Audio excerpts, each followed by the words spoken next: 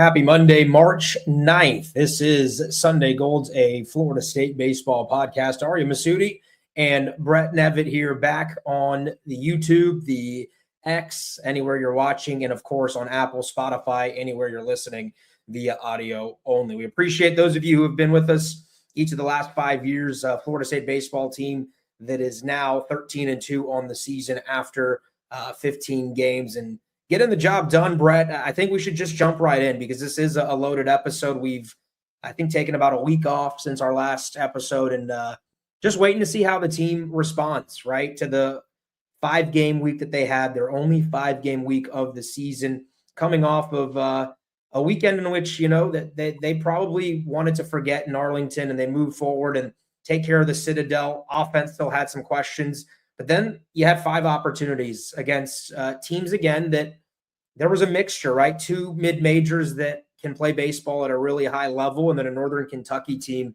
who had beaten South Carolina on opening weekend and raised some eyebrows. So do want to thank our sponsors at Alumni Hall for being a friend of the program now for a couple of years. Metro Deli as well. You want to go check out Metro Deli, downtown Tallahassee. They've got some of the best sandwiches, wraps, you name it. They got it. A terrific lunch spot. And Alumni Hall, of course, get all your favorite Florida State gear. If you use the code SG15, you'll get 15% off of your total order. So all the gear you need, hats, jerseys, hoodies. Again, they've got so many different things that it goes beyond. I think they had lawn chairs as well. So you can use our code SG15, use it at alumnihall.com, or you can go in-store in Tallahassee and check them out. Let them know Sunday Gold sent you, and let them know you were pumped about a 5-0 week. Brett, good job by Florida State, right, man? I mean, this is what you were hoping for. I think you and I would have took a 4-1 type of week.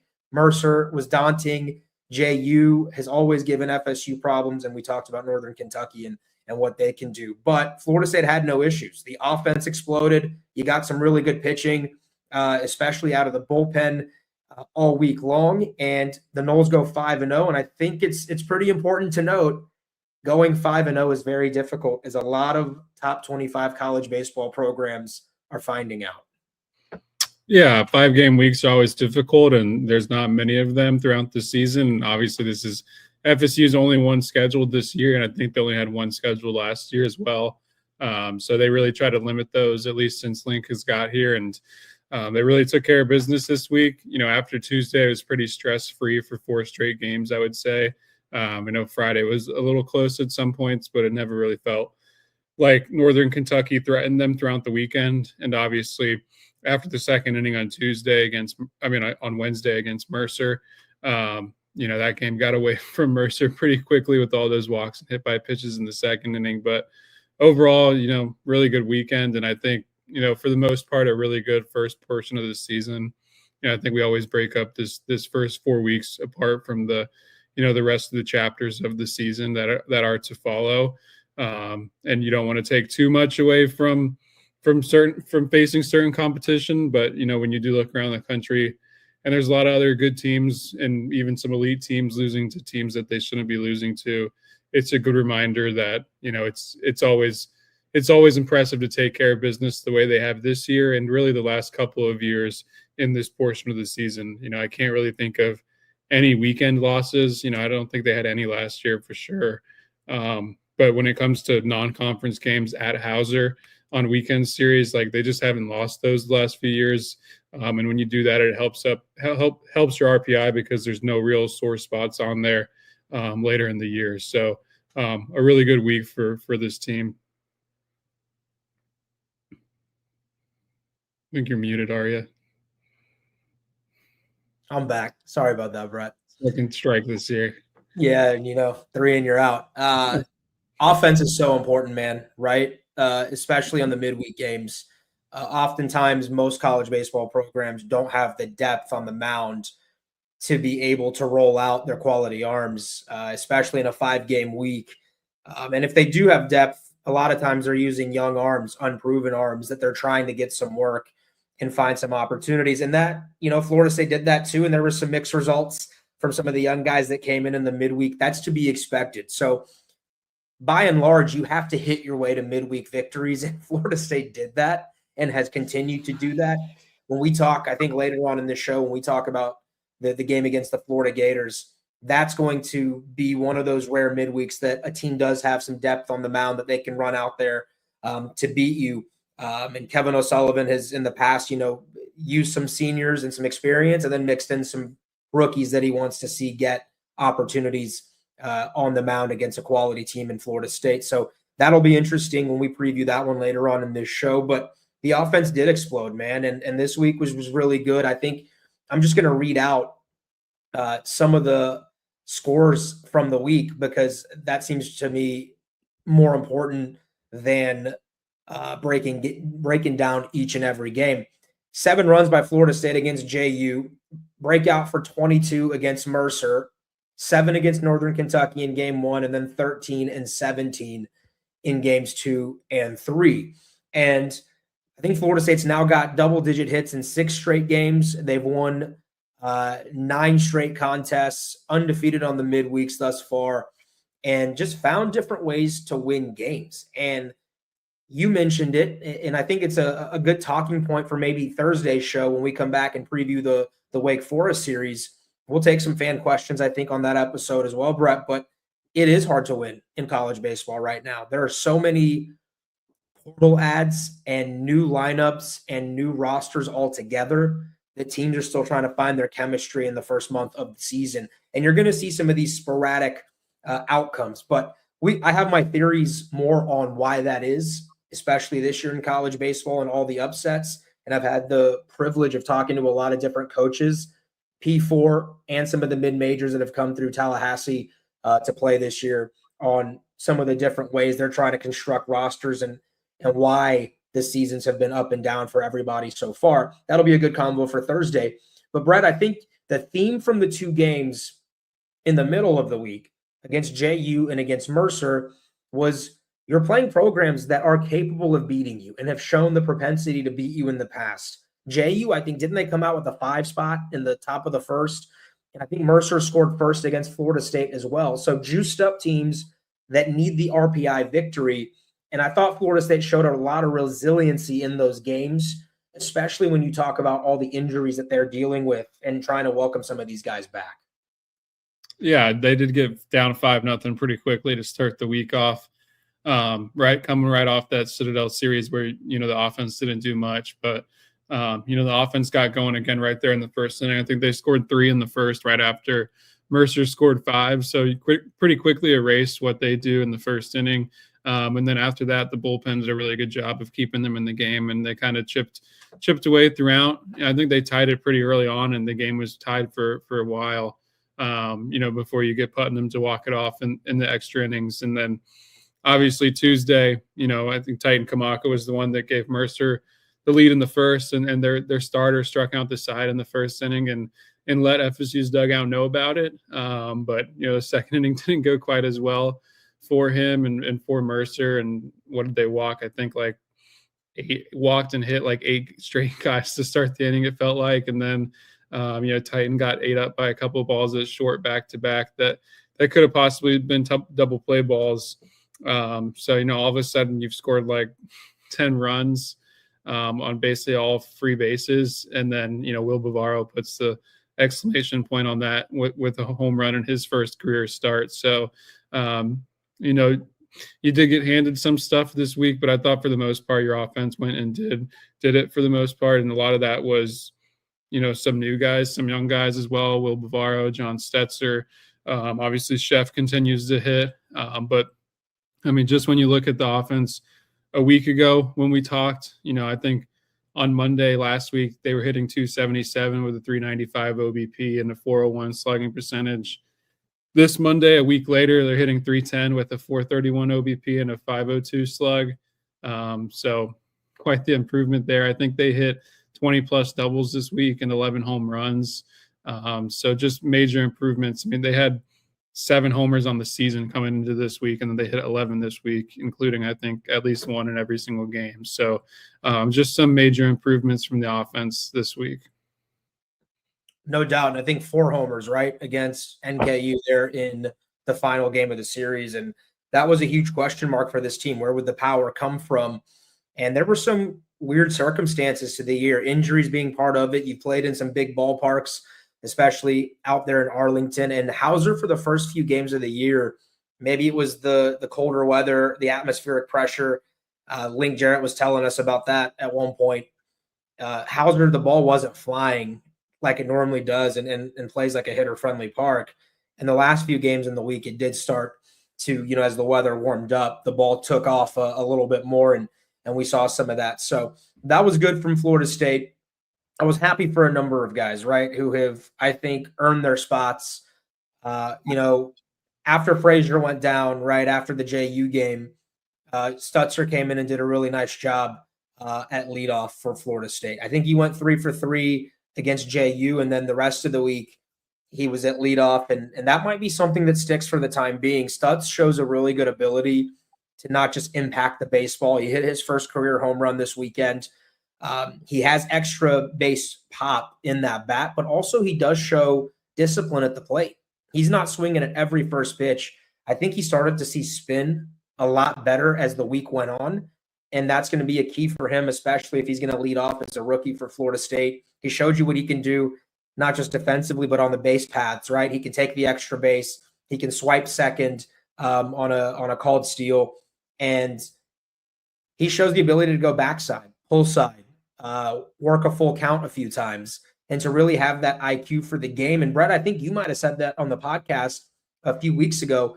Once Stutzer got to play every single day, and as he's, getting back into the swing of playing baseball and really developing on a day-to-day basis, you might start to see some of that talent really shine through. Now, again, we're going to take another jump in competition, which Stutzer's going to have to prove that he can handle. But I think he's a major green check mark and a major green flag early on for Florida State as a freshman on the season. Yeah, I think he showed that he presents some, the potential impact to having a guy at the leadoff spot that can hit for power and can really run. And I know you've always talked about how much you like to have that in the leadoff spot. And, they've kind of had different versions of guys in the leadoff spot the last few years. And I think Stetzer would kind of be the most complete if he was to play to his ceiling all the time, like he did this week. He had 4 extra base hits this week with his first career homer, and that homer was 111 exit velocity, which you don't expect from, a guy that's really known for his athleticism, but there's some real legit exit velocities in there. And we've seen that pretty consistently. And that was the first one that was able to get out of the yard, but, also stole 4 bases this weekend, and he made a couple of those look pretty easy, and also took some extra bags on errant throws from the catcher. And we've seen that he's pretty heady on the base path for a young player. Scored 9 runs, was 9 for 18 on the week. So just a really good week for him, and having that potential impact there is something that I think they'll continue to experiment for these next few games, at least, I think, and see what that looks like against that step up in competition that you mentioned. And it gives them the opportunity to lengthen out the lineup with the balance a little bit more, with their lack of left-handed hitters, and being able to take Dowd from the leadoff spot and move him to, whether you want to move him to 4, 5, 6. He was at 5 on Sunday, but that just allows you to balance out the lineup a little bit more with your left-handed bats versus having, your only 2 left-handed bats in the top 3 of the order.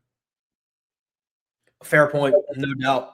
And, I was talking to UNF's head coach, Mercadante, and I talked to Gibson at Mercer before the games, and JU as well, right, with Coach Chris Hayes. And they also subscribe to the theory that they want to have Thump at the leadoff spot. A few times they put some of the biggest power hitter in their lineup they'd put right out of the gate.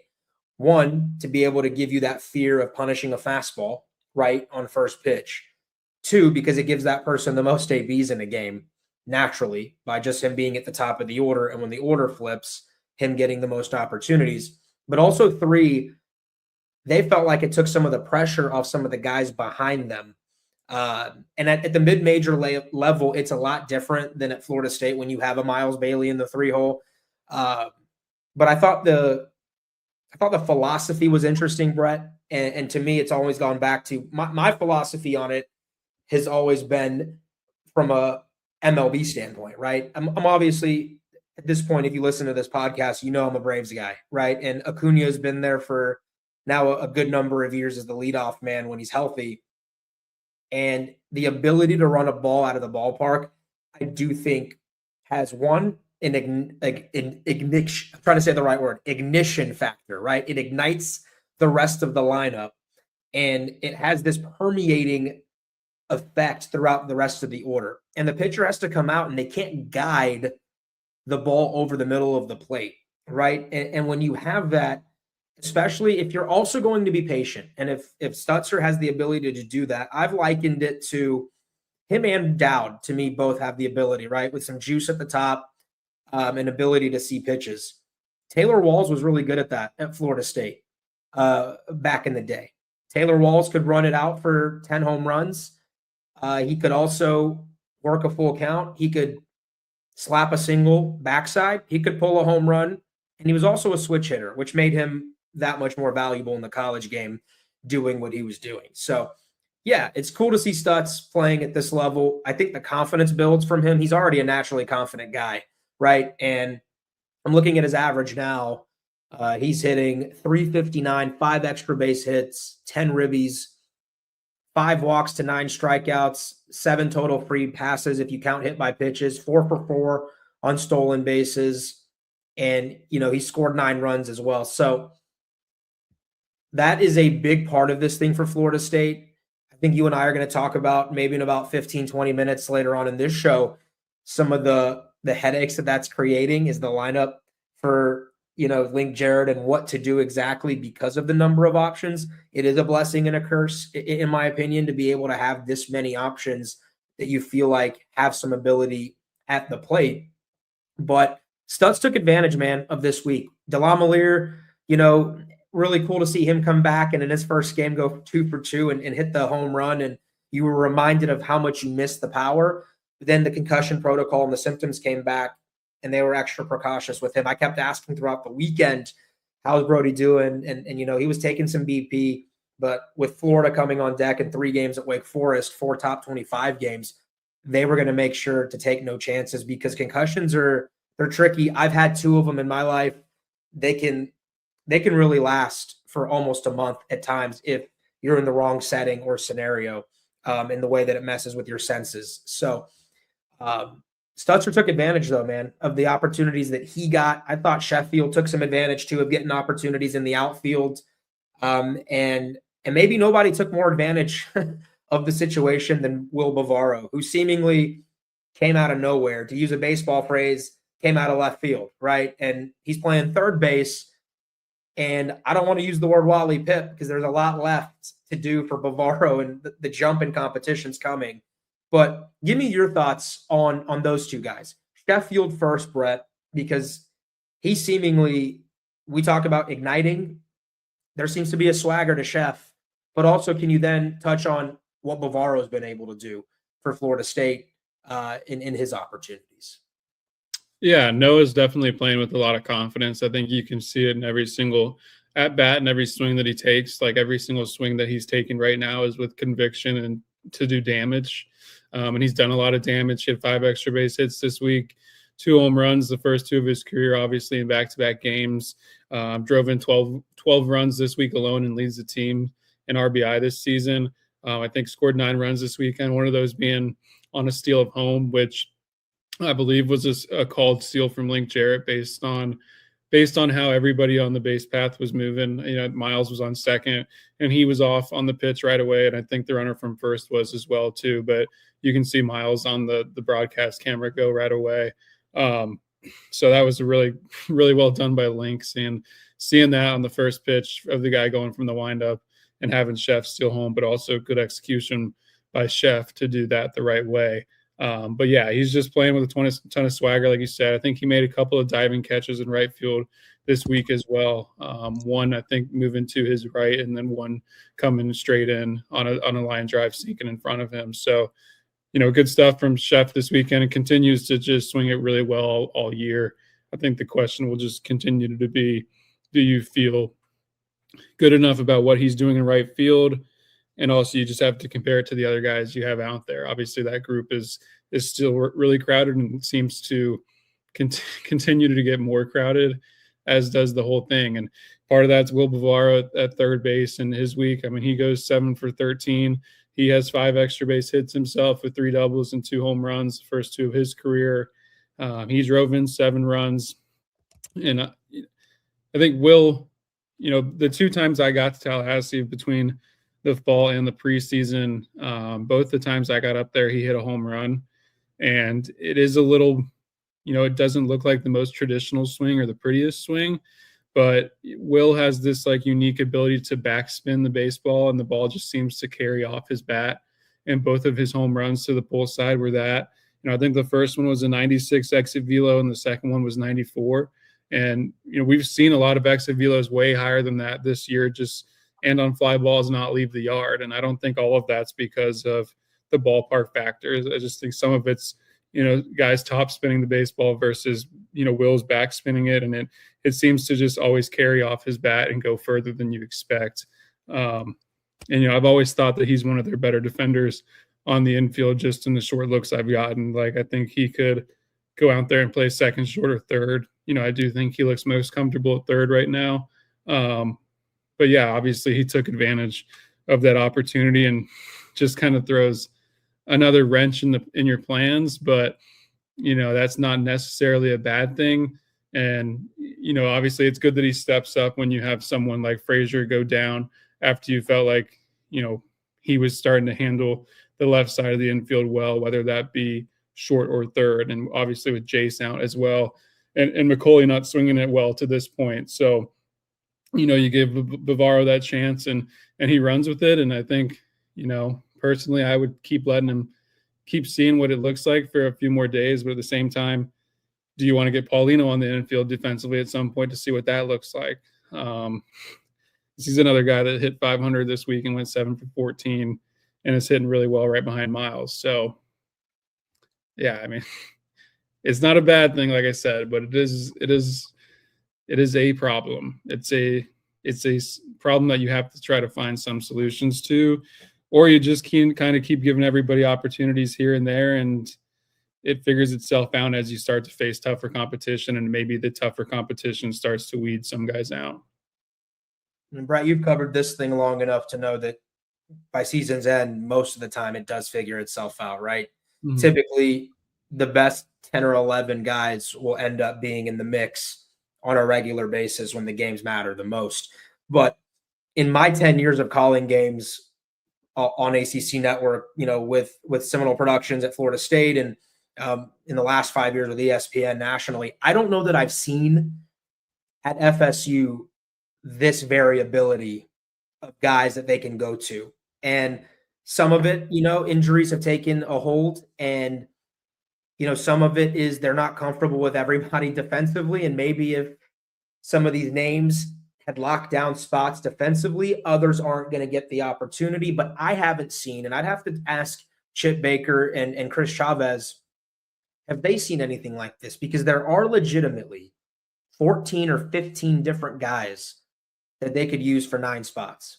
And that's, I don't know, Brett, in your time, have you seen something like this where there's this many options at the plate that the coaching staff is going to have to whittle away and try and figure out? And there's the balance of, emotions and agents and parents and up and down. And it's not an easy situation. It's a good situation, I think, for winning baseball games, but it will be unique, I think, to see how this coaching staff goes about it. Can you remember in your time in Tallahassee this many options?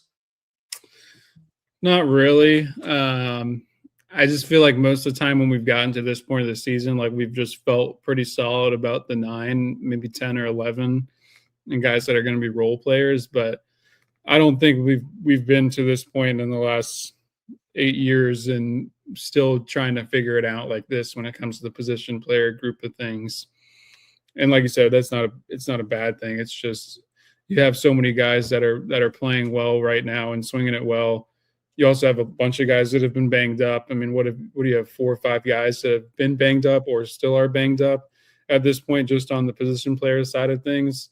And then, yeah, you do have that issue where it's like, do you even feel comfortable playing certain guys at some positions, which I definitely don't think they're putting their best defensive unit out on the field right now, which probably stresses Link Jarrett out every night when he goes to sleep. So I mean, they're all things that you just got to try to figure out. And I think once you get into these next few weeks, you're going to be able to figure out, are you okay going with the offensive lineup, or do you need to go with more of a defensive lineup? But I think for now, you're going to go into ACC play with a pretty offensive lineup, and then use guys like Chase Williams and Carter McCauley as late game defensive subs, or pinch runners, which we've seen in the past. Like I was thinking about, I think it was Meats last year where they used to do that a lot. Like they had to sub guys in late defensively. I think that was Brett Roberts' year when he was kind of struggling at second base. Like they had to do like a couple of defensive subs late in every single game. And I think that's kind of what you'll see. And they've already kind of been doing that with McCauley subbing in for Putnam at the end of most games recently. And you know what else throws a wrench into it too, Brett, is you don't have a lot of traditional righty-lefty platoons. It's not like you have, all right, right-handed hitter, left-handed hitter. This is easy. Lefty against the righty on the mound, righty against the lefty on the mound. It's a predominantly right-handed lineup, and that's been what's hitting for Florida State, right? When you look at a Paulino, a Sheffield, a Bavaro, these are righties. Obviously, Chase can do both and switch hit, but even like a Brody, right-handed hitter. We're not including Dowd in that mix because Dowd, I think, is going to be an everyday guy, but Stutzer, right-handed hitter. So that has been interesting, and it's, I think, had to become creative for this coaching staff to figure it out. And I do believe, though, it will work itself out. I think ACC play in Wake Forest will be a nice first introduction for a lot of these guys at what is capable. And we'll do our full Wake Forest preview, I think, on Thursday and get into that. But they're electric on the mound, and they will present some challenges. And you're lucky there it's an offensive ballpark, so maybe you can run into some things and beat some of those guys. But they're some right-handers too, right? It's Morningstar, Lavonis, Marston, and they all are righties with nasty breaking balls that are. I was watching some film on them today, and I don't want to give too much away because then I run out of things to talk about on Thursday. But yeah, it's going to be a good series, and it always is between the Noles and the Deeks. But point being, back to some of these guys who emerged in the 5-0 week.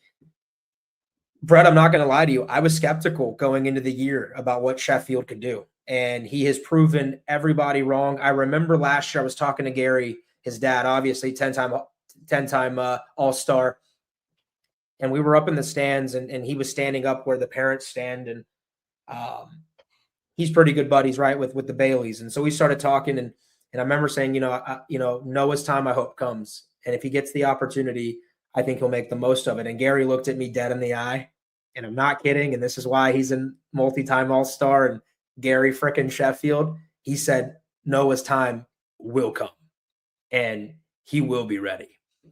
Papa Sheffield was right. and Noah's been right, man. It's been cool to see. I saw Noah before the JU game down there. We're doing our pregame in the dugout and talking to guys and just trying to get little notes and nuggets and catch a vibe down there for what this is going to be like in the broadcast. And Noah had an incredible batting practice on Tuesday against JU. He hit 4 homers in a row, pull side, over the bullpen off the scoreboard to round out, to finish up the batting practice round, right? And he's done, and he's walking back to the dugout. We make eye contact, Brett, and he goes, I'm close. And I said, I think it might happen for you tonight. And he goes, I have a feeling.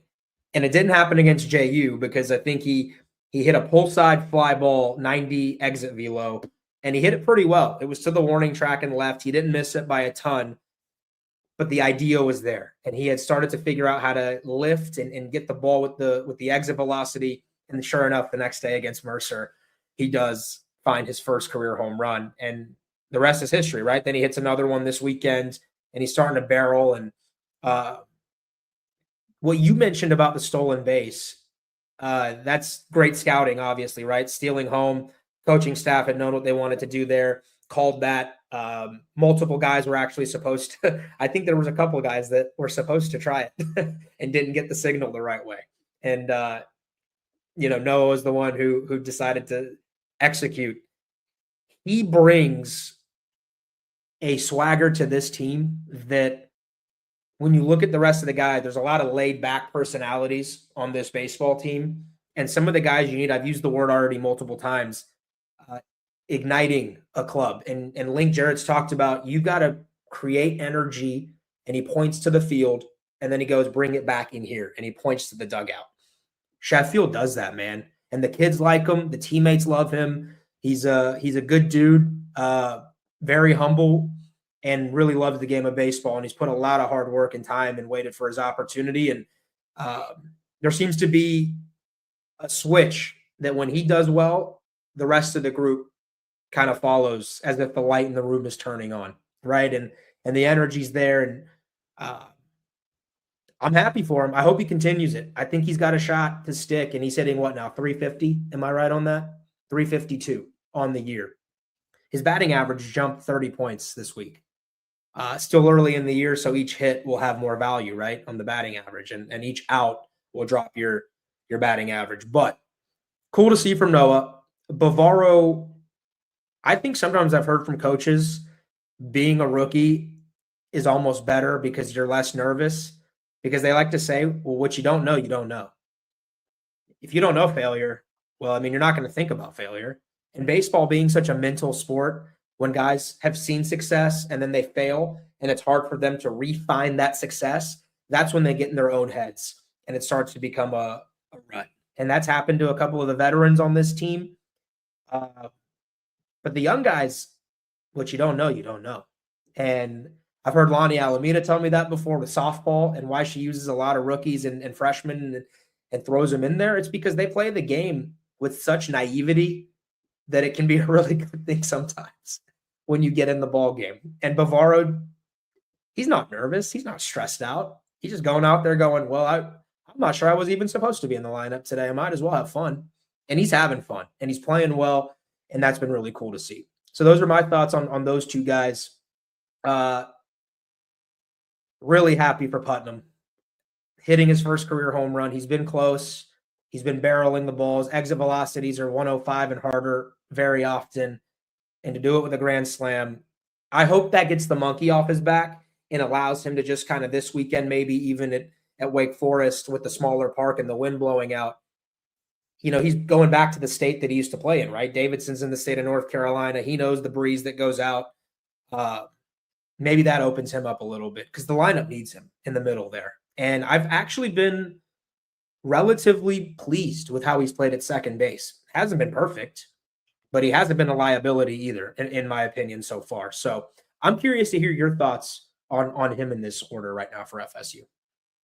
Yeah, I think the defense has been fine so far, and probably a little bit better than expected, based on the unwillingness to use him early on.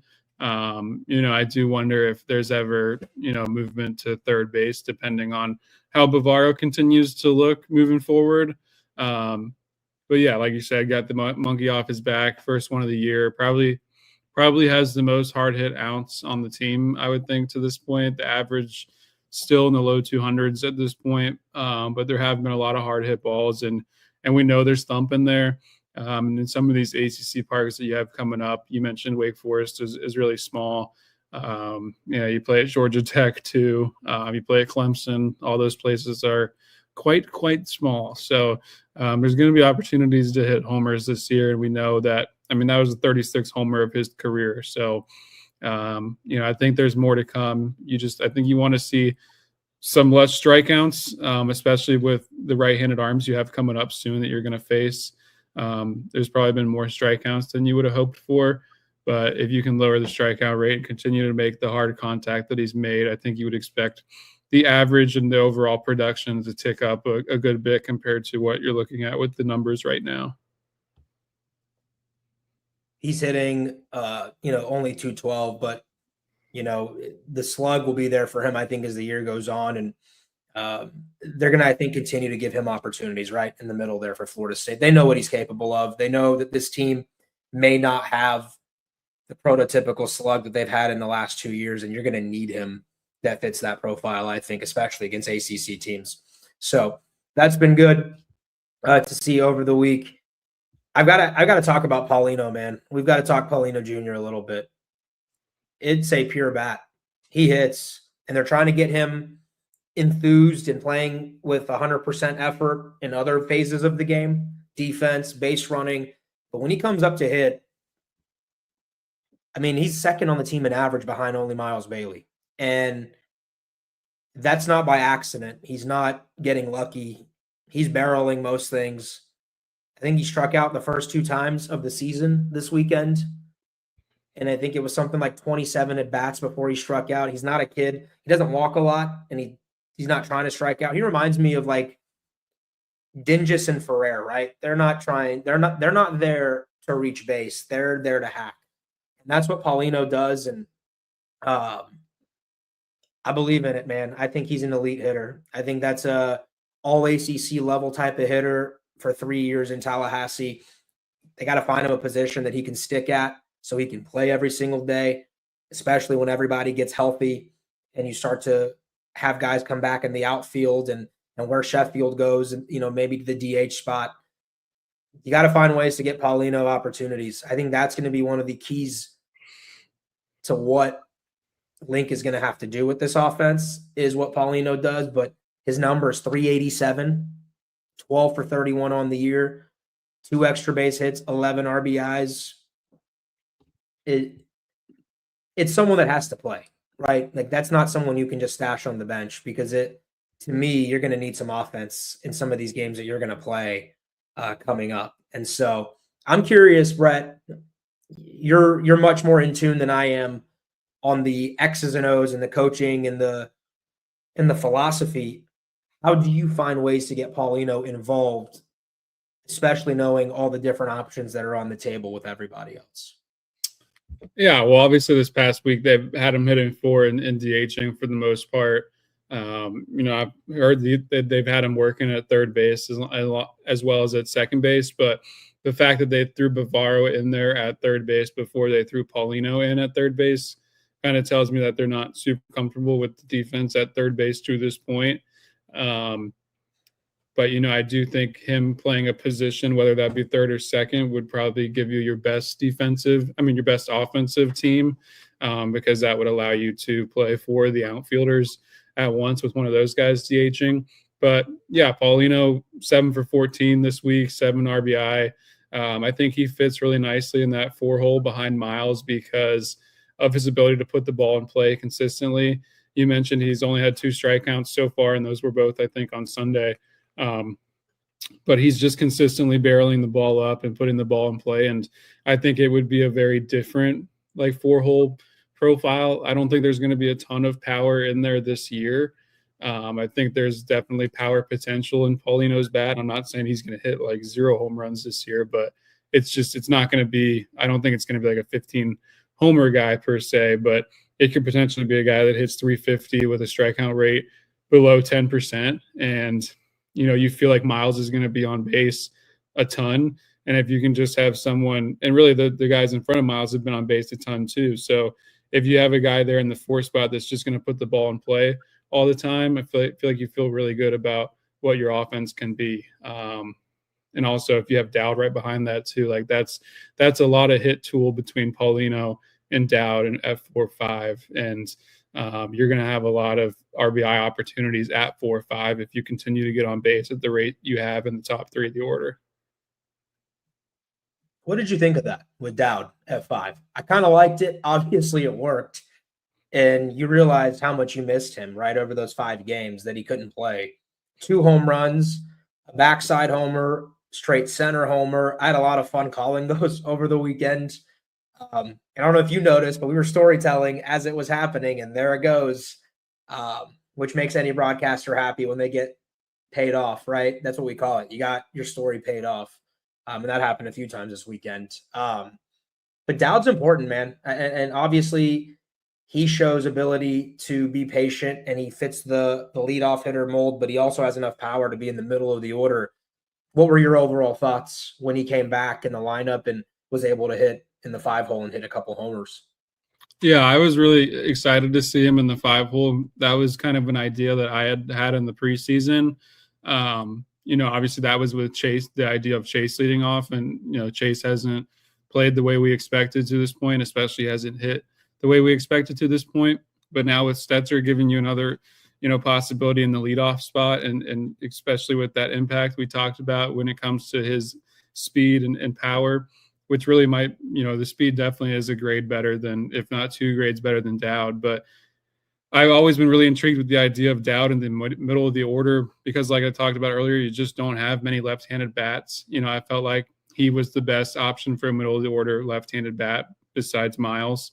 And even though he might be your best overall leadoff hitter with the experience that he has doing that at USC and the ability to get on base and the bat to ball and all the stuff you like about him in the leadoff spot, that's stuff that is really intriguing at 5 too.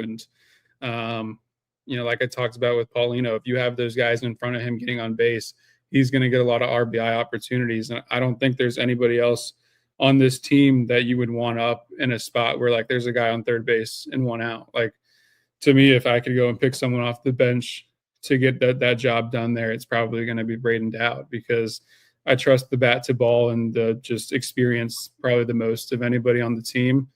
If this is 2 years from now and Paulino was a junior, maybe I'd be saying it Paulino. But, with Dowd being the left-handed hitter and the right-handed pitchers that you're going to face, and he's shown the ability to hit the left-handed pitchers too. I think 2 of his 3 home runs have been against left-handed pitchers so far.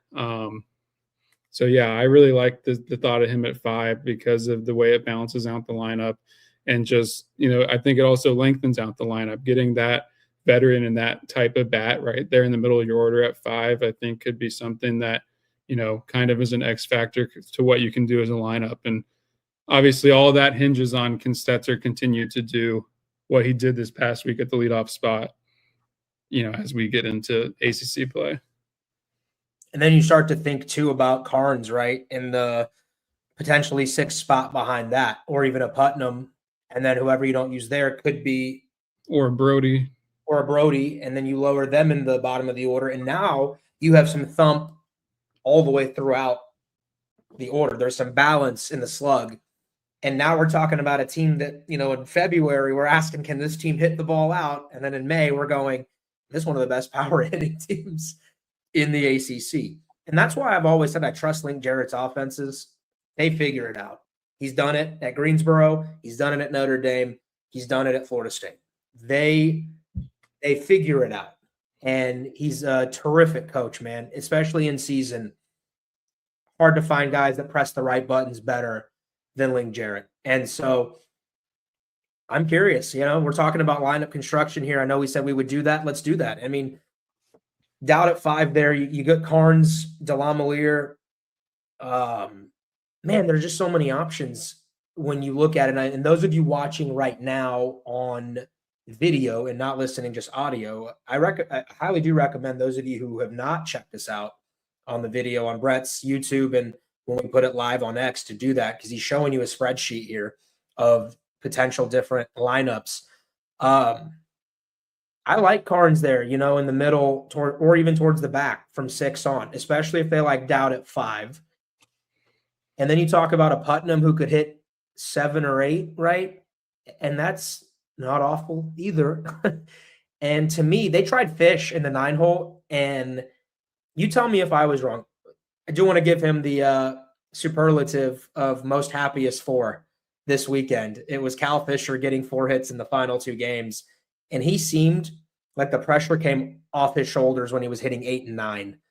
Wasn't worried about, going up there and trying to run the ball out of the ballpark or producing or protecting. Sometimes you can do that at 8 or 9, right, Brett? It allows you to focus on yourself and go back to the basics and fundamentals. And it wasn't a perfect week for Fisher. But do you know his batting average jumped like 60 points in the final 3 games? And that was good to see from him. So if you talk about him in the 9 hole, it's not a bad 9 hole hitter, in my opinion, man, especially a guy who we've seen in the past run balls out and take mistake pitches out of the ballpark. That actually fits what a 9 hole could be in a really good lineup for you. So you tell me, you got it up. You got the spreadsheet up. Give me some of your thoughts and some of your musings over the last couple of days. Yeah, so for those listening on the spreadsheet that I have, I've got, I think the three guys that are locked into where they're at is Carnes behind the plate as an everyday catcher. Obviously, they've given him some days of rest, but he is the everyday number one catcher. Miles at first. And I think with the current situation health wise, you lock in Fisher at shortstop for as long as Frazier and Estes are out, however long that may be. Right now with what we have, Ariya and we talked about it before we got on, and we were just kind of playing with it a little bit. We have Carnes at catcher, obviously, and Bailey at first, Paulino at second, which we haven't seen yet, but we know he's worked there. Fisher at short, Putnam at third, Stetzer in left, Dowd in center, Delamolier in right, and Sheffield at DH. To me, that is your best offensive lineup. And that lineup would look like 1 through 9, Stetzer, Sheffield, Bailey, Paulino, Dowd, Delamolier, Carnes, Putnam, Fisher. I mean, that's 7, 8, 9 of Carnes, Putnam, Fisher, and who knows if that's exactly what it would be. But just in this scenario, I mean, if I had told you those guys were hitting 7, 8, 9 coming into the year, I probably would have told you were crazy, and that was not going to happen. But that's kind of where you're at this point with the way the other guys have swung the bat, I think. Now, I think if you were to mess around with this, and we haven't seen Paulino at second yet, so you probably more realistically pull him out of the second base and move Putnam back to third. And then you probably put Bavaro at third base. And now you're in a situation where I think you're deciding between Brody and Sheff in right field. And then you're deciding between those three guys in Brody, Sheffield, and Paulino at DH. Basically, 2 of those 3 guys are going to be in there if Paulino is not able to play second or third to this point, per their opinion, Link's opinion. So yeah, I think you're just trying to figure out, is Paulino ready to play second or third, or do you trust and believe in what Bavaro did this past week and think that is going to continue forward? And do you just kind of let him, let him go at third base for now, and then you're deciding between some of your better bats?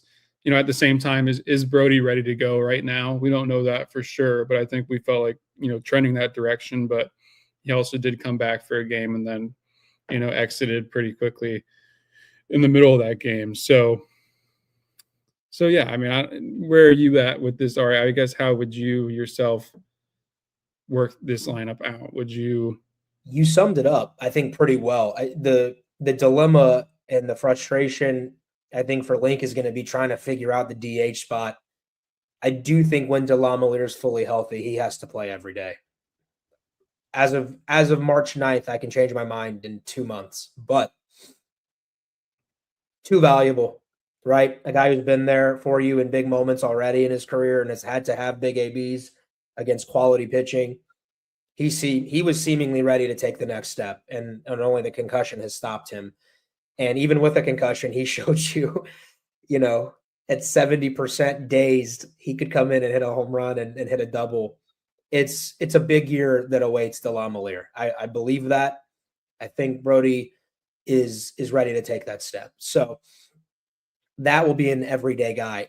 My question mark becomes, is Stetzer going to do this all year? If the answer is yes, and he's truly D1Baseball.com's ACC Freshman of the Year that he was in the preseason, you found something, that's a hat tip to the coaching staff.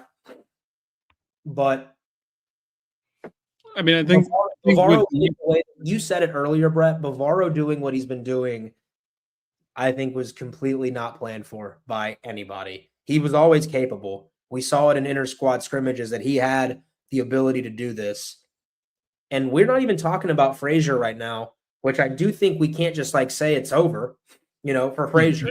There's a lot of talent there. He might be one of the most talented kids on your team. So I don't know. Yeah, I think, this is just for what we feel like you're going to have available, at least in these next couple weeks, I think. And at the start of ACC play, when you go into Wake Forest this weekend. But yeah, I think even looking at it, it's like, do you maybe even think about putting Paulino in for Putnam and Bavaro stays in over Putnam with the way he's swung it this past week? And, maybe you feel like Paulino and Putnam kind of equal each other defensively at second base. I feel like it just feels like with the way that these guys have swung the bat so well, like you feel like Stetzer, Dowd, Brody, and Chef and Paulino, you feel like all those guys have to be in the lineup, in my opinion, right now with the way they've swung it. Like Brody has 5 extra base hits and 19 at bats, and we saw some of that. We saw that pop last year too, and I still feel like Brody's a step ahead of where Noah is defensively in right field. And at the same time, you still have Chase in that mix too, who hit 350 last year with a torn labrum and can run a 6.2 60 and play Gold Glove center field when he's not playing reckless. And 40 stolen bases if he played every day, no problem probably for the year. Yeah, and it hasn't gone Chase's way so far this year, but like that capability is still in there, and maybe this unlocks Chase as an even greater weapon because you can now use him as a pinch runner whenever you want in the 6th to 9th inning and say, we just got a guy on base, we can go and score a run immediately. We pinch run Chase. And to McCauley's credit, McCauley made a heck of a play to end that game yesterday, like a Gold Glove caliber play at second base, doing a split in shallow right field. So like those guys are still going to be involved too with this, I think. And I mean, Frazier could be back in less than a month. Who knows how long it's going to be for Jace, but when Jace was in there, we liked what Jace did too.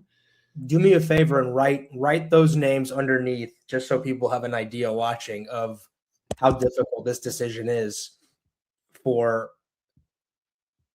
the coaching staff, all the different possibilities. I mean, it's difficult. I don't know. I don't envy this staff's decisions right now. I do think the lineup you see against the Gators will be a first real step to knowing where this coaching staff views what their best possible attack is to win games. I think that's the first inclination, knowing too still that the injuries are there. And then this weekend against Wake, what the results will be. I wouldn't change it a ton because you've right now for this week, you found something that is mashing, right? And you don't want to kill chemistry in an order at the moment. But you could go 1-3 this week. And now we're back here next week, you and I, and we'll talk about some things. And, there's more evaluation to be done. I think it's important to use the caveat in the context. There's that word again, that it's March 9th, that we are evolving as the season goes along. Our thoughts are evolving. The coaching staff's thoughts are evolving. Their thoughts are the only thing that matters. And this thing could look so much different. And I kind of expect it to on May 9th as opposed to March 9th. And if we're lucky, we're talking about June 9th, right?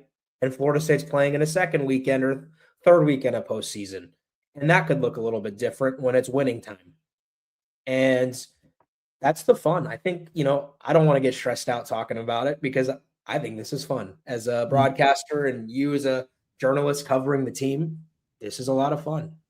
The fans should have fun this week. You've got 4 games against quality competition, and it's your second opportunity against quality competition, and the first one didn't go great, in Arlington. So let's see what happens, and let's see if some of these young studs can do it again against better teams. And if not, then you're going to fall back on your veterans, I think, the very next week if they're all healthy. Mm-hmm. So, I mean, we're in evaluation mode ourselves, right, this week. Yeah, and I was just going to add, too, like even a couple of your outfielders and Chef and Stetzer have played the infield in the past. So, maybe you're still trying to work those guys in on the infield a little bit, too, just to see if you have an option there. But, it did seem like the Stetzer on the infield experiment went pretty shortly, and same with Chef as well in the preseason at least. But maybe now if Brody's healthy, maybe you start experimenting with that a little bit again. But we talked about the offensive lot. So just to wrap up on the offense, we haven't mentioned Miles yet, mostly because we know exactly what Miles is. And we will talk about Miles probably approximately 100 more times this season. Yeah. Just happy he got 2 home runs and the drought's over. Oh, woe is Miles. He had a 6-game home run drought and then hit one 416 to get out of it. Yeah, I just had a couple of notes on Miles. I think he was on base like 13 times this week. 6 hits, 7 walks, 4 extra base hits. He's 18 for 30 this year when he puts the ball in play. That's a 600. Well, I guess when he makes contact, not when he puts the ball in play, because that wouldn't include home runs. But when Miles makes contact, he's 18 for 30 this year. That's a 600 average. He was 6 for 8 this week when he put the ball in play. I think, I don't have access to this stuff. I don't have access to the TrackMan and stuff, but Miles's average exit velocity this year has got to be over 100 miles per hour, because it seemed like every ball he hit this week was 105 plus miles per hour. And it's just starting to get absurd. And the other point I had on Miles was just like, I could really see Miles winning a Gold Glove at the next level at this point. Like, he is playing unbelievable defense. Like, it's the diving plays, the leaping plays, the work around the bag. Even the he made one running catch over his shoulder in foul territory look incredibly easy, and it was just like that looked like an outfielder.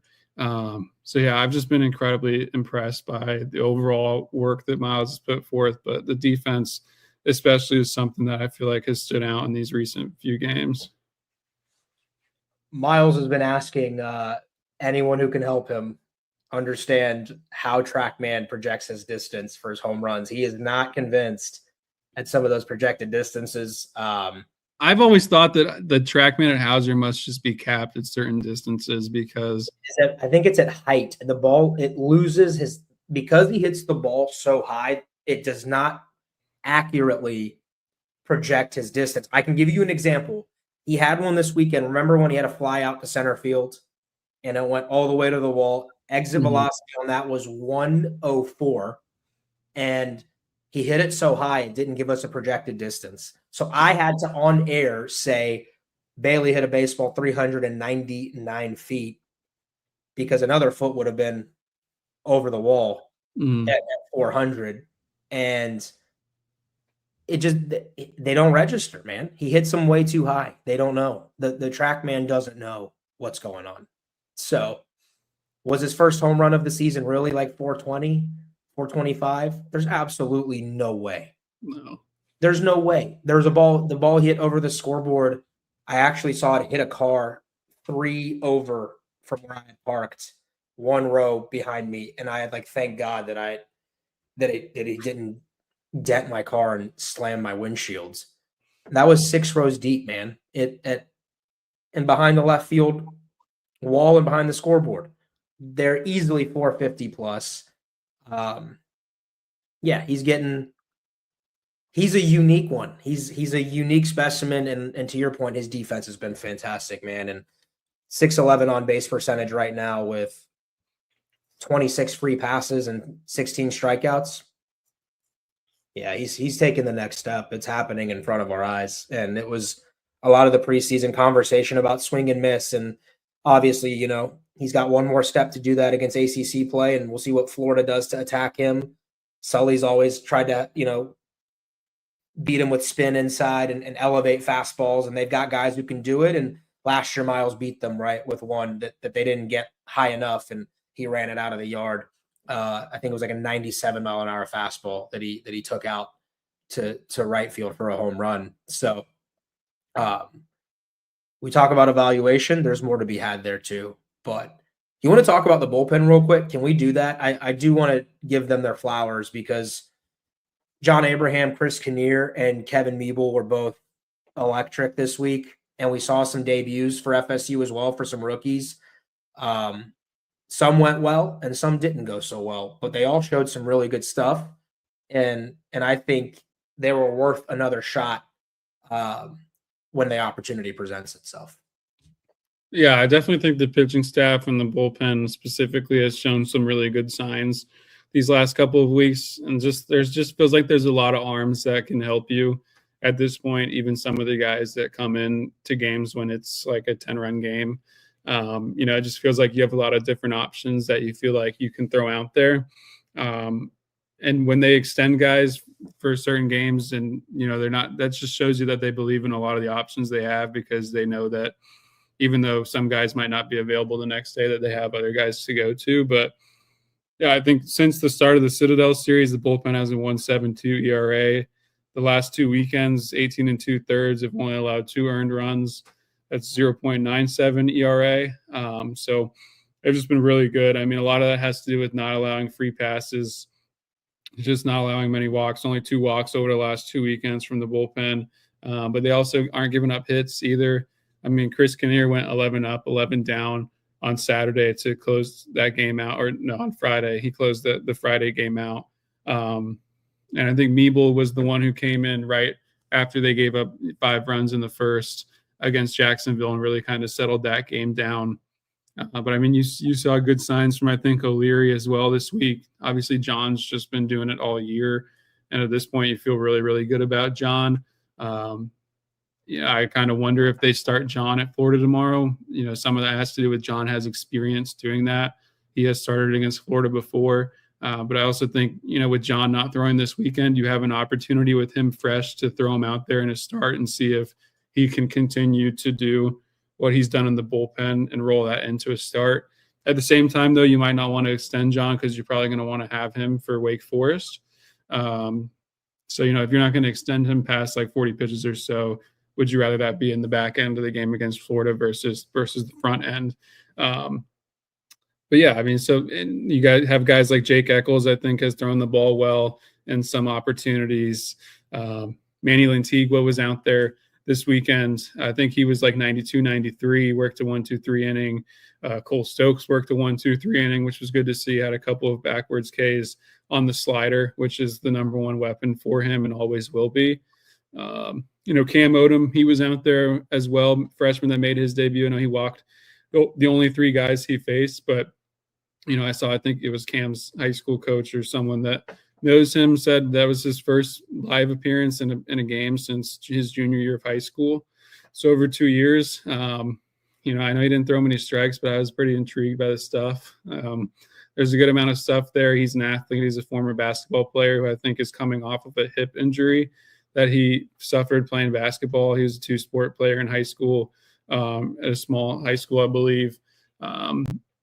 But there's some stuff there. I mean, I think he was like 93, maybe touched a 4, and I know there's a splitty in there. He didn't show it. Yeah, he didn't.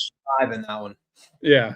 So I mean, there's some arm talent there. So, and we know that Varnes is an arm that they were really excited about too before he had TJ. So, I do think that the pitching staff, there's a lot more options this year.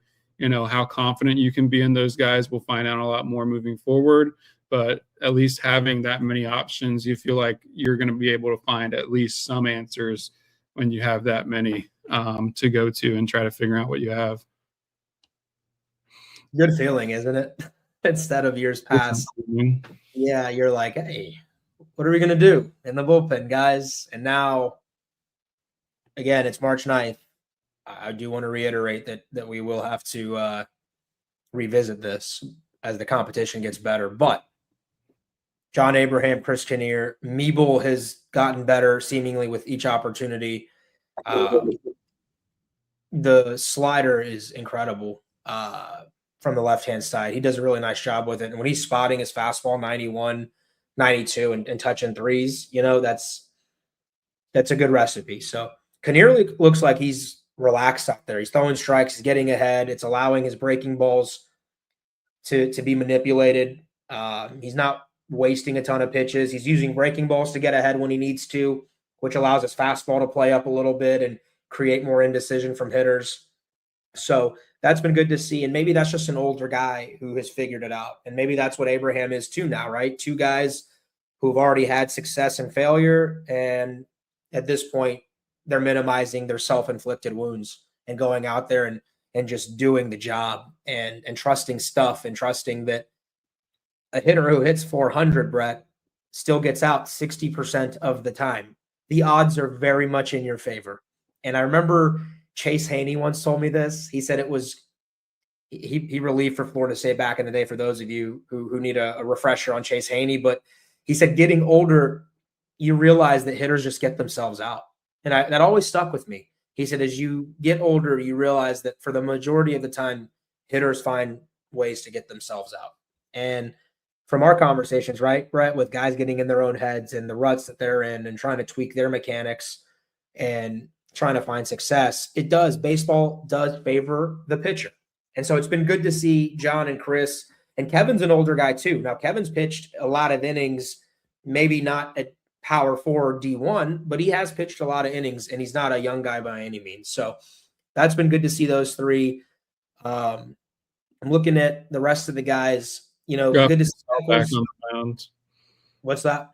As he got Purcell back on the mound. Yeah, getting Purcell back on the mound was big. I know he gave up the home run, but he was still trying to figure himself out. And it was a 2-0 fastball that, he's trying to find himself again and get a fastball for a strike. And a hitter was like, I don't care if this is your rehab appearance. I'm going to do damage to your fastball. But then he responded well, I thought, to that. And he will factor in this thing. O'Leary, I thought, took a step in the right direction. He continues to be, good mixed with some room for improvement, but you can clearly see when his stuff is on why he will be a major force, right, for this ball club. Eccles got in there and solid. I thought Stokes, like you said, getting in there and finding his slider for a strike was a big deal. I didn't think Rhett Vaughn was that bad. His line was awful, right? And I don't think he made it out of the first inning. Is that correct? He got one out. And that's just a case of throwing too many strikes. Like, that's a fastball that you got to make sure that you're finding the corners with, right? And he's got a good fastball with good life, but if you're missing your spots with the fastball, good lineups will do damage. And I actually think Jacksonville has one of the better college lineups in the mid-major ranks. And so they showed that they would be pretty tough. So I didn't think he was terrible. Good to see Odom, man. Like, you can see that that's a project, but they have clay to mold, if that makes sense, with him. And Lantigua, you and I were impressed with in the fall. And now that he's back from he was having a little bit of an arm ailment and trying to figure it out and getting his strength back, he has a bulldog mentality to him that, like, he quite frankly doesn't give a, you know what? And he's out there, and that's kind of a cool trait for a freshman to come in and have. And he attacks, and he's not trying to walk you, and he'll find out. He gave up a home run too, right, in the midweek. He's willing to find out if his stuff plays at this level, and I respect that. And I do think he will factor into eating up some innings for you this season, whether that's in high leverage key spots, we'll see in a couple months, or if that's in the midweeks, being able to eat up outs for you, which are just as important. I think he factors there too. But this staff told us before the season, this is a much better overall staff than what they've had each of the last 2 years. They said there's no Jamie Arnold, obviously, but they felt collectively more comfortable with the number of options they have. And I still think Gabe Nard can give you something too, and the veteran on the season. So we're going to find out a lot, Brett. I mean, you and I might come back here next week and sing a completely different tune, but it's hard to be unhappy with a 5-0 week, especially everyone else is losing around college baseball. So the Florida Gators lost the High Point twice and should have lost the third time and got swept. But yeah, I don't know. Did you want to talk any more on the bullpen? Anything else you want to touch on, or can we get into this UF preview? I was just going to say on the arms, just the last 2 weeks has just been good to see them throw as many strikes as they've thrown, because that's been like the one bugaboo in weeks like this for the staff in the past few years. Like, they haven't lacked stuff, as a staff, but they've just lacked the consistency of the stuff. And they've just been really consistent the last 2 weeks, which is good to see. That's what you want to see them do against teams like they've faced and lineups like they've faced. You want to see them be confident and put their stuff in the zone and just go get outs, because that's what they're going to do when their stuff is in the zone against that level of bats. But just wanted to add on the weekend rotation, second weekend of Mendez, Beard, Moore. 2 weekends of that rotation, 32 and a third innings, only 13 hits and 10 walks allowed while striking out 41 guys. They have a 1.67 ERA in those 2 weekends. Complete staff numbers as a unit, the last 2 weekends, 51 innings and a 1.41 ERA, with only 18 hits allowed and only 12 walks. So just doing a really good job, and really don't feel like they've made many defensive miscues in the last few games either. Some of that probably has to do with just kind of getting a little bit more consistency with the guys that are out there. But yeah, I can't recall many defensive mess ups. I know Wes had the one on Friday where he overthrew first on the bunt. But when it comes to the position player unit, I felt like they were fine this week defensively and have taken a step forward in the last 2 weeks compared to where they left off in Texas. But so overall, as a run prevention unit, the last 2 weeks has been really outstanding and exactly what you would hope to get against the teams they played. Yeah, I'm double checking for you on if there were any other errors. I know Fish had one earlier in the week that they gave him. For what? I can't remember if he was coming in on a ball and they gave him an error. I'm trying to 100% double check. Yeah, and I mean there was one on Bavaro that probably should have been an error, and they ruled it a hit. And I'm not remembering anything on Sunday. I think Carnes had a couple of miscues on throwing the ball down to second base. I think did Cooper Whitehead have an error on himself? Stetzer also thought he was playing football at one time and almost took Chase out. Did you hear me and Chavez have a collective gasp in the booth? Dude, watching it at home, I was like, oh my God, oh my God, oh my God.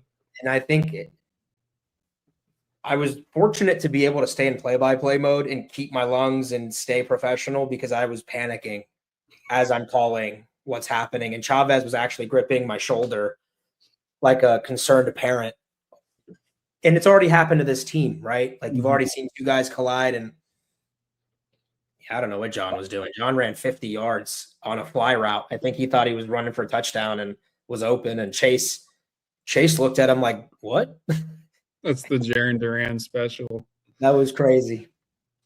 I've actually never seen a guy run from left field and keep going into center field. And maybe he's been burned in high school, and I don't know. John's playing way too well right now for me to say anything else. No, I just found that was unbelievable. Crazy. So good stuff there, man. And Manka's another one, right? You know, I'm not sure what's going on there. He didn't pitch this week, and he should be basically. Link said on yesterday. Yeah, he better be ready for Florida because they're going to need him. Link was pretty non-committal on if he was going to be available for Florida. He said basically since the last time he's thrown, his arm hasn't responded. Okay. Well, and that there's some soreness and tenderness in his arm, basically, is the message I got from yesterday because Chris asked him if he thought he would start or pitch at Florida. They don't know yet. Okay. Well, I'd love for him to be available and feeling good. Florida put out their release already, and they had starters were TBA for both teams. Yeah, I would wonder what Sully does there. I think that's a good transition. And I looked them up a little bit before this. Obviously, they've lost 2 out of 3 now to High Point. Shout out to the Purple Panthers. Shout out Chip Baker, big shooter, who's from that area. And I want to say is a High Point graduate. I'm almost positive that's where he went to school. He was pretty hyped about that. So shout out Chip. But yeah, that's a bad 2 out of 3 loss. I think High Point could maybe win the Big South, but that doesn't mean you should lose with your weekend rotation. And quite frankly, High Point choked game 3 up 4 runs in the 9th, or they would have swept Florida, which would have been astronomical. That would have been the biggest surprise of the season to me, and that's even considering LSU has been a major disappointment in the first month of the year. But yeah, they're licking their wounds a little bit, man. They've already lost a game too on opening day to UAB, but that Florida team has a ton of talent, and that's why they'll be locked in. I think for Florida State, Sully always has them geared up to play FSU. So they're 14-3 right now. 6:30 p.m. pitch Tuesday night. I think it's SEC Network Plus. So that's their ESPN app version of ACC Network Extra. And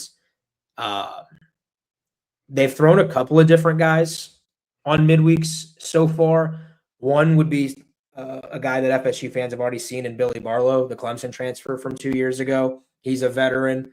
They've gone with McNeely, I think. Is that how you say it? Or McNeely, maybe? McNeely. Both of those guys are like mid-90s fastballs into the upper 90s at times. McNeely, I think, can tick it up there pretty good. But FSU's seen both of them before. This group, maybe not as many have seen some of these UF arms. They've got a couple of guys in the bullpen touching triple digits. It's a lot of talent on the mound, man. And I know Skylar Sanford's a former FSU commit that seems to be on the right track at UF to be a star for them. And yeah, Sully treats these interestingly, though, man. He does. He tries to figure out either a very old veteran that hasn't factored into their weekends to get some opportunities, or it's always a young guy that he needs to see more from. And he doesn't really have a consistent starter usually. It's always someone a little bit different with different variations. And so I'm fascinated to see who they start. It probably won't be anyone for more than what, in your opinion? One time through the order, maybe 3 innings most. And yeah, you're going to have to piece this thing together. I think if you're Florida State, I'd love to see if Abraham gets the ball. Manka, I'm guessing most everybody's available. Did anyone throw too much on Sunday that you would say no way they pitch? No, the two relievers both threw 1 inning on Sunday. Yeah, so Kinnear's only one who really threw extended on the weekend, reliever-wise, but that was Friday. And you do have to keep in mind that Wake Forest is on Friday. You're traveling Thursday. That's a bigger series for you, but I mean, and by no means. Link Jarrett's a Seminole who played in this rivalry. He's going to want it. And I think, I'm looking at series history recently since the change. Link's done a pretty decent job. I know his first year, 2023 was his first year, Brett. Is that correct? Yes. Let me see. They had one game. Did they have one game canceled? No, they lost all three in the first year. And then the second year, FSU won all three. And then last year, really good series. I mean, both teams won a game. And then what was the final score? Like 5-4 in Gainesville for the finale. And he led, I think, in that game at one point. So Lynx had his teams ready to play. The dominance that Sully had over, at the end against 11 and early on against Meat, not really there. And so, yeah, it's not the best scenario. I know we're going to get these questions and people text me all the time. Should they play on a weekend? Yes, they should play on a weekend. That would be far more of an accurate indicator of where these teams stand year to year against each other. However, the midweek does not take away from the emotion of playing that game and what it means to each fan base. And Brett, athletically, I think athletics at Florida State needs a serotonin boost and endorphins, and this is the sports version of that. So if you could find a way to make Tuesday night enjoyable for Florida State, and that'll probably carry me at least 48 more hours the rest of the week, would love that. Would really appreciate that. I haven't seen a lot of fun results in Gainesville in my time. I'll be there, I think, tomorrow. So thinking about making that drive. I'm pretty sure I'm going to do it and day trip it. But yeah, give me your preview of that. They hit the baseball too. They've got transfers like they always do. And I know Brandon Lawson is a stud that will be drafted in the top 5 probably, or top 10 in his draft class in 2027. Yeah. Well, first I was going to say you are caught up on your big shooter trivia as he is a 1980 graduate of High Point University, where he won. I was his broadcast partner for 6 or 7 seasons. So I got that right. So yeah. I mean, any trip to Gainesville feels like a 50-50 chance it's going to end up in a walk-off loss, at least based on personal experience going there. I will not be there, but you said you'll be making the trip, so I hope you have a great time and have a hot dog at Condren Family Ballpark. What a park! But yeah, Brendan Lawson, like you mentioned, is the star for Florida. I got Lawson played on Brewster this summer with Brody when I got to see Brody a lot, and the more I liked Lawson, the more and more I just fell in love with the prospect. Like, just a really, really good bat who I think potentially could threaten to be a 1-1 next year. He has been playing short for them this year. I think he played first last year. Correct me if I'm wrong, Ariya, but that's what he was playing in the Cape too. And he's hitting .418 so far this year with 8 home runs, a .982 slugging percentage in 17 games. Kyle Jones, who's a former Stetson transfer a couple of years back, he played really well against FSU for Stetson. Last year, he missed basically the whole season with an injury, and Florida lost him pretty early on. And they expected him to be their leadoff hitter. I think he's back to leading off now for them, and he's hitting 397, and he has 8 doubles. Blake Sear, the former Miami transfer, has been off to a good start, playing a lot better so far this year than he did last year. They have a couple of Texas Tech transfers in the lineup with I think, is Bowen a Texas Tech transfer? I think maybe not. I know Stripling is a Texas Tech transfer. He's in the right state. He's a TCU guy. TCU, okay. I knew he was from somewhere around there. But yeah, they just have a lot of talent. It's why they were ranked so high and why they're going to continue to be ranked despite having a tough weekend against High Point. I know a lot of people were upset about the rankings today, but it is what it is this early in the year. I don't get too into it this early in the year. Potential starters for them. I know you mentioned Barlow and McNeely, so I'll mention a couple others. Cooper Walls started for them last week, but I think he also started on Sunday this week. He's made 4 starts this year, but I believe he just pitched yesterday. He's their Sunday starter because he transferred from Hawaii, and remember the Miami game got rained out for them, so he did not make his schedule. That's why he pitched against FAU last week, because I was looking at that box score.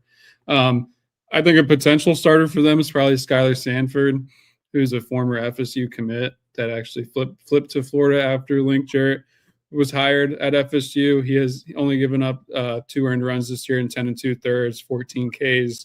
Don't know exactly what Skylar's stuff looks like now, but in high school before he had TJ, I know he was kind of a mid-90s guy that throws very hard. Most of these Florida arms throw very hard. Jackson Barbary, I believe, also throws gas.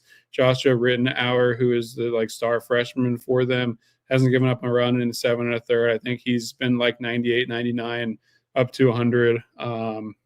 So, yeah, you're going to face some really talented arms tomorrow and all week. You're going to face a lot of stuff, a lot of velocity, a lot of good breaking balls.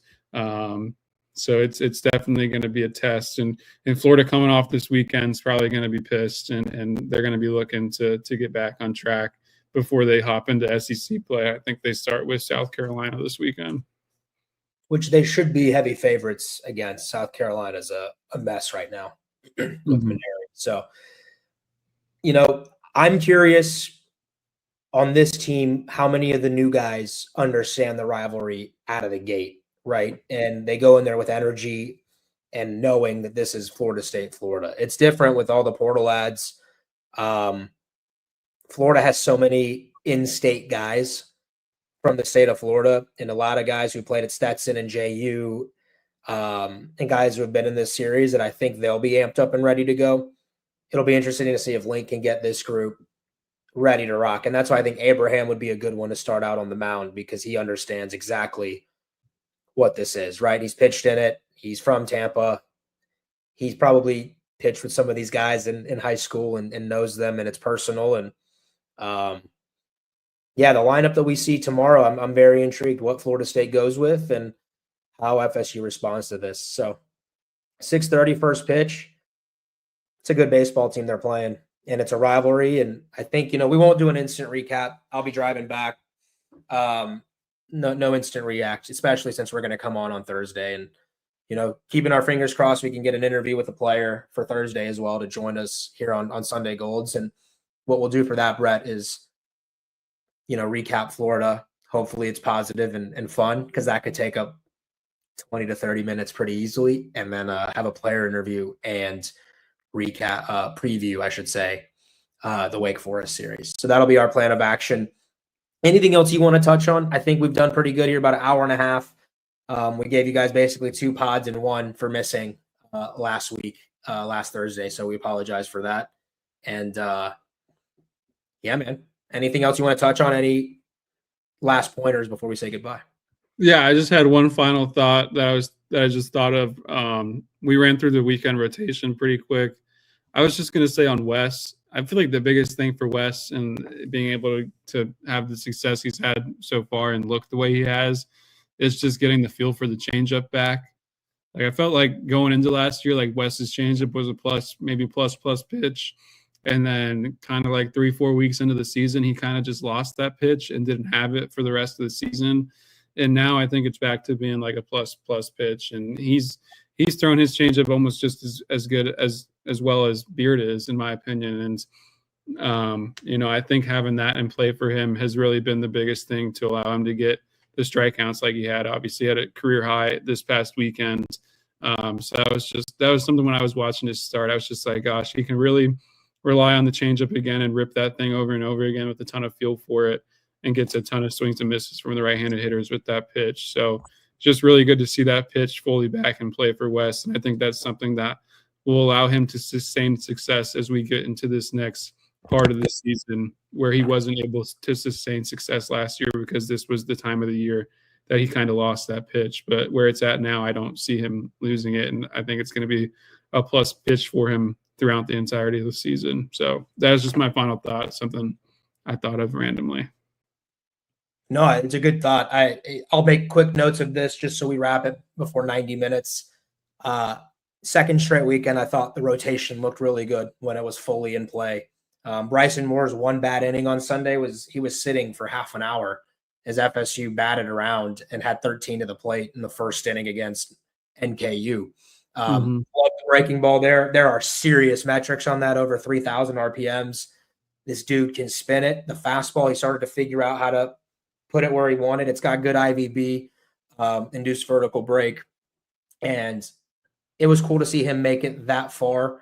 Bryson really good. And I wanted to see more pitches from Beard. That was the only thing. And what you got? I was just going to say Moore really got the changeup involved too, which I thought was good to see. And it's a really hard changeup at like 88 to even 90 at times, but I did think it got enough depth that it will play despite the high velocity. Yeah, he definitely did. And he went to it. And you mentioned that to me. You were texting me during the broadcast. And Chavez and I actually went and talked about, changeups for a couple of minutes. And that was cool to hear him, take us through the evolution of the changeup and how different guys are throwing it in different ways. Bryson showed me he can do this thing, on the weekend for Florida State. I'd need to see it against Wake Forest in a smaller ballpark. Mike Capozzi has told me in the, a couple of weeks ago, he was intrigued by the Wake series for this rotation because of the unique elements of the park and all that. And that would be his best series to be able to evaluate where guys are. Wes was as electric as I've seen it stuff-wise, especially early in that game. He let the umpire, I think, get to him a little bit, and then the mistake throwing the ball. And those are things he's still continuing to battle. But the stuff, from a pure stuff standpoint, hadn't seen it like that much. All the pitches working, and it really showed. Really, since he got here, Brett, some of the things you had talked about with your evaluations of him and where his projections are, he's getting closer to that projection of first-round talent. And I thought it looked like a first-rounder in spurts on Friday, and I think a lot of fans did too. This weekend against Wake will be huge. And we can talk more about the starters when we preview Wake, because this is really their first opportunity. But, man, that's that stuff. And I'm trying to use a family-friendly word from West, because that's the attitude you want, and that's the pissed off nature and the that's a Friday night guy in the ACC right there. And now I need to see him do it against Wake Forest. But good stuff there, man. Beard, as advertised, again, want to see him do it for 90 or 100 pitches. The changeup is he toys with people with it, man. He knows what he wants. 2-0, he's like, you think fastball's coming? Inside corner changeup. It's a put away pitch. It's a pitch for a strike. He throws it just for fun sometimes, and it's pretty cool. And Bryson Moore, again, like I said, good stuff. Micah's doing a great job with these guys. Now they've just got to go and do it against Wake Forest. So that's my last thought, man. Anything else you want to touch on before we say goodbye on this episode? You're good. Hit on a lot today. All right. Next show, Thursday, UF recap, Wake preview. Thanks again to our sponsors, Alumni Hall, Metro Deli. Please like and subscribe on Brett Nevitt's YouTube if you enjoy. Please do subscribe to the podcast. Leave us a review. Share this thing with your friends. I had a couple of people come up and actually ask for photos and tell us they love the podcast. And I was like, that's awesome. I'm glad you do. If you can share it with your friends, though, I think we'd appreciate that even more. So this thing keeps getting forward and moving forward. So you and I love doing this thing, man. It's a lot of fun. It's enjoyable. We've added some new tools to the kit ourselves with the YouTube, and let's meet up again on Thursday. Sound good? Amazing. All right, for Brett Nevitt, I'm Ariya Masudi. You've been listening to Sunday Golds.